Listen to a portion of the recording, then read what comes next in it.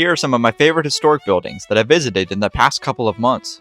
In Gettysburg, I visited 3 buildings. The first served as the headquarters to General Meade during the Battle of Gettysburg. Meade moved into the house in the early morning hours of July 2, 1863, and it is here that he met with his 12 senior generals in the main room later that night to reach the decision to stay and fight the following day. Arguably one of the most pivotal decisions made by a commanding general in the Civil War. On the northwest of town is another tiny house that served as General Lee's headquarters during the battle. Being positioned on the northwest of town meant that this tiny house was right in the middle of some of the heaviest fighting on the first day of battle. Lee moved into the house and land on the night of July 1st and used it as his headquarters for the remainder of the battle. The last house in Gettysburg is the Farnsworth House, also known as the Sweeney House. Positioned in the south of town, this home saw some immense urban fighting throughout the entire battle. The walls of the building still show scars of dozens of bullet holes from the battle. In Lewis, Delaware, I visited the Cannonball House, which has a British cannonball lodged in its bricks from the War of 1812. Beginning on April 6, 1813, the British bombarded the town of Lewis for 22 hours straight for refusing to give them supplies. Luckily, no one was injured or killed during the bombardment, and only minor damage was sustained on buildings of the town, this home being one of them. Finally, I visited the McLean House in Appomattox, Virginia, the home in which General Lee surrendered the Army of Northern Virginia to General Grant on April 9, 1865. But I'll be showing more of this house and the rest of Appomattox in a long-form video on my YouTube channel, coming next week.